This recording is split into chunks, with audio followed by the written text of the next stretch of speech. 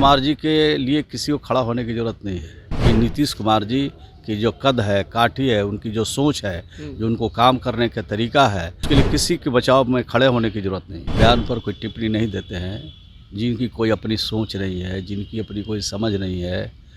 लाल किला पर झंडा बिहार का बेटा फहराएगा, ये हम लोग पूरी तरह से समझ चुके हैं। नमस्कार, मेरा नाम उत्कर्ष है। आप लाइव सीरीज देख रहे हैं। बिहार में महागठबंधन की सरकार बन गई है, लेकिन लगातार उपेंद्र कुशवाहा जेडीयू के संसदीय बोर्ड अध्यक्ष ने टिप्पणी करना शुरू कर दिया बिहार के मुख्यमंत्री पर और साफ कह रहे हैं कि जेडीयू के जो बड़े नेता हैं वो बीजेपी से मिले हुए हैं। हमारे साथ बात करने के लिए बिहार सरकार के मंत्री हैं श्रवण कुमार सर। सवाल ये हो रहा है कि आपके बड़े नेता जो हैं वो बीजेपी से मिले हुए हैं, उपेंद्र कुशवाहा कह रहे हैं। उनसे ही पूछ लिया जाए, जब वो बता रहे हैं तो उनको सही कुछ जानकारी होगी तो उसका खुलासा उनको करना चाहिए। और मैं समझता हूँ कि उनका ही जवाब ज़्यादा शेषकर होगा। हमारे हिसाब से तो हमारे दल के कोई बड़े नेता इस तरह का काम नहीं करते हैं। अगर उनके मन में किन्हीं के प्रति ऐसा लग रहा है तो खुलासा करेंगे, तो हम लोग उसके बाद बताएंगे कि आखिर मामला क्या है। फिर सवाल इसलिए भी उठ रहा है क्योंकि एक तरफ वो कह रहे हैं हिस्सेदारी की बात की, छोटे भाई हैं, हिस्सेदारी के बिना कैसे चले जाएंगे, किस तरीके की हिस्सेदारी की मांग कर रहे हैं। और ये भी कह रहे हैं कि डील की बात जो राजद करती थी, बताए कौन सा डील है, क्या कोई डील हुआ था गठबंधन की सरकार बनने समय?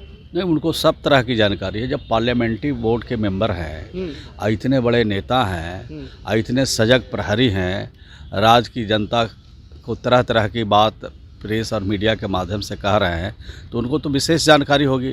हम लोग तो छोटे लोग हैं, लेकिन इतनी बात मैं कह सकता हूँ, दावे के साथ कह सकता हूँ कि जनता दल यू में न कोई डील होता है, न जनता दल यू से कोई डील कर सकता है।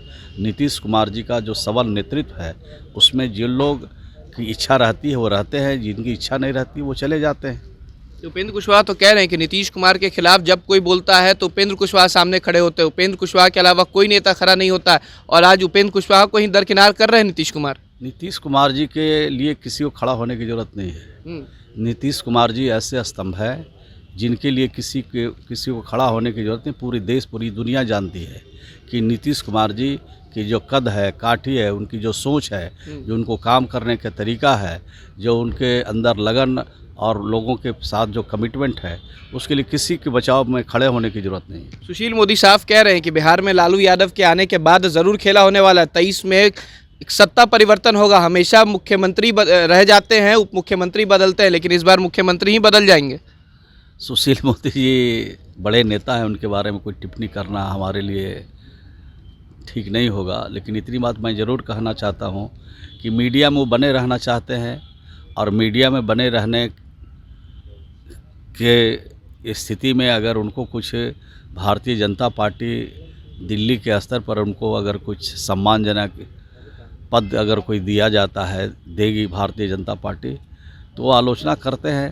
तो हम समझते हैं अच्छी बात है। आलोचना करके ही, नीतीश कुमार जी की आलोचना करके, नीतीश कुमार जी को के खूबियों खामियों को प्रचार करके अगर उनको कुछ भारतीय जनता पार्टी जगह देती है तो ये अच्छी बात है। एक आखिरी सवाल है, सुधाकर सिंह लगातार मुख्यमंत्री पर टिप्पणी कर रहे हैं, उन पर शो कॉज नोटिस भी हो गया, उसके बाद भी उन्होंने टिप्पणी किया और कहा है कि इस तरीके के मुख्यमंत्री केवल बिहार को बर्बाद कर सकते हैं, इसके अलावा कुछ नहीं।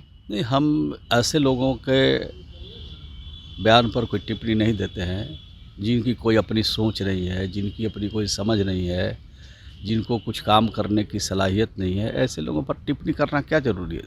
यानी लगता है कि बिहार में 24 तक कुछ खेला होगा, फिर आने वाले समय में तमाम चीज़ें ठीक होंगी जो महागठबंधन में चल रही हैं दरारें?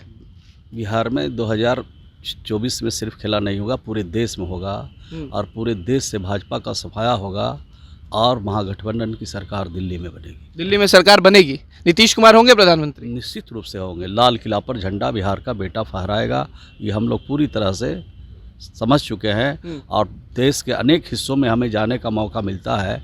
जो उन्होंने काम किया है गरीबों के लिए, जो काम किया है बिहार में लोगों के लिए, इस तरह का जो मॉडल है वो पूरे देश के लोग आज चाहते हैं कि हर घर में नल का पानी पहुँचे, हर गलियों के पक्के के निर्माण हो।